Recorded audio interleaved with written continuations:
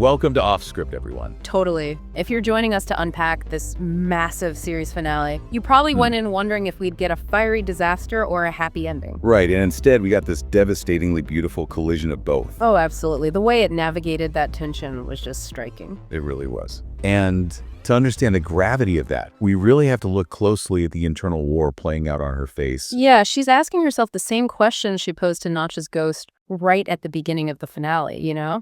Like, am I doing what must be done? And Notch's answer to that question is just a masterclass in ambiguity. Oh, for sure. The ghost tells her, if it comes from your heart, then you're doing what must be done. Definitely. Right. And what actually is in her heart? Like when the priest asks if she's determined to love and respect John for the rest of her life, Tita just stops. The silence is so heavy. She makes the priest repeat the question, and then, through tears, she just says, "I'm sorry, I can't." And flees. And the moment she does, the structural foundation of her family begins to collapse. Right, because Pedro immediately abandons Rosaura in the pews and chases after Tita. Which leads to that kiss. They share this incredibly passionate kiss outside, and for exactly 1 second you think, yes, the romantic climax is here. They're finally going to ride off into the sunset. Right. And that leads us directly into the fallout at the house. Pedro comes home, and he tells Rosaura point blank that he's leaving with Tita. And Rosaura's reaction is instinctual and just vicious. Right. She tells Pedro that if he walks out that door, he will never see his daughter Esperanza again. She even reminds him that he already lost a son, twisting the knife by asking if he's really willing to lose his daughter too. God, it is suffocating to watch. Yeah. Which brings us to a goodbye that is built on an entirely different kind of maturity. John arrives to give the exact gift he had prepared for the ceremony she literally just abandoned him at. Right. But then he adds this crucial, terrifying warning to the legend. He tells her, you have to be careful, because if the emotion is too intense and all the matches light at the exact same time, the flame burns forever. He isn't weaponizing this warning to scare her away from Pedro. Right, there's no agenda. He's simply equipping her with the knowledge she needs for the path she has chosen, with zero strings attached. John handles his own heartbreak with a dignity that fundamentally contrasts with the chaos of the Del Garza family. He really does. He clears the path for Tita and Pedro gracefully. Let's look at Gertrudis and Juan.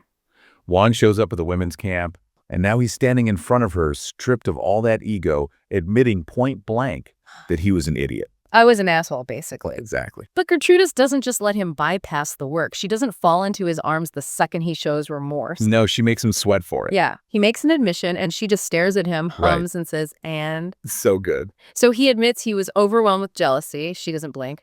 And he says he misses her. And she forces him to keep digging until he explicitly verbally asks for her forgiveness. Yeah. They reconcile, but then the reality of their violent world intrudes. It doesn't last long. Juan refuses to desert his men. He goes back to the fight, and shortly after, he is carried back into camp as a lifeless body. It's a brutal demonstration of the stakes.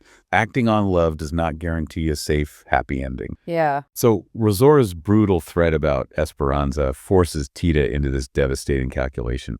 She walks out on John to honor her truth with Pedro, but then she turns around and walks away from Pedro to protect Esperanza. It's heartbreaking. In her letter to Pedro, she reveals she is accepting Rosaura's deal. She is leaving Las Palomas for good without him. Tita looks at the cycle of abuse and says the buck stops here.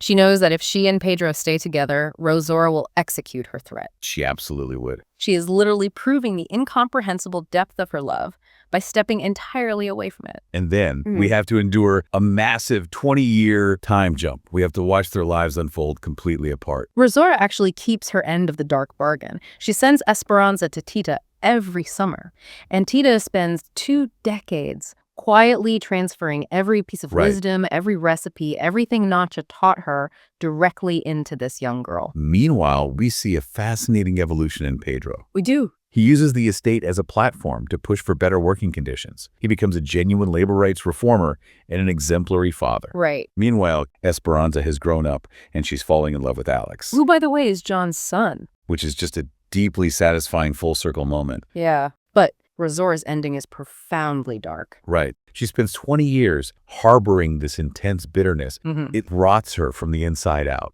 She dies alone because she allowed herself to be entirely consumed by her own poison. And the removal of Rosaura clears the stage entirely. There is no longer any structural or familial barrier preventing Tita from returning to Las Palomas. Back to the kitchen where the magic began. Exactly. Tita prepares chiles en nogada. For context, chiles en nogada, which are poblano peppers stuffed with picadillo, covered in a walnut cream sauce and pomegranate seeds, is the traditional dish Mexico uses to celebrate its independence from Spain. The colors even represent the Mexican flag. Right.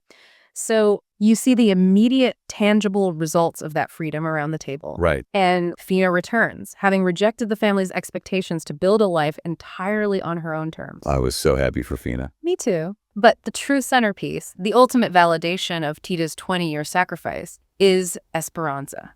Her speech gave me absolute chills. She publicly thanks Tita, calling her her second mother. Right. And she thanks her specifically for teaching her that freedom isn't a gift that someone hands to you on a silver platter. It is something that must be actively fought for, chosen, and defended every single day of your life. The generational curse isn't just weakened, it is demonstrably, permanently broken. So with the family reunited, Gertrudis is there, the table is full of survivors. The one single event that has been deferred for 2 decades can finally take place. Pedro and Tita finally come together, without secrets, without shame, and without anyone left to hurt. All that pent-up desire just erupts. They literally fulfill John's prophecy. They ignite all their matches at once. Yeah, the passion is so concentrated after 20 years of waiting that it spontaneously combusts. It literally engulfs them, and the whole house in flames. It's just devastating, honestly. And the only thing surviving the ashes is the family recipe book, saved by a descendant. So the house burns, which is like this monument to all that trauma, but the recipes and the love endure. Beautifully said. We want to hear exactly where you stand. Drop your answers, your grand theories, and absolutely all of your final Pedro discourse in the comments below. Thank you so much for joining us on this incredible, emotional journey through the series. And as we sign off, keep the most important lesson from this finale in mind. Freedom isn't a gift anyone can just hand to you. You have to wake up and fight for it every single day.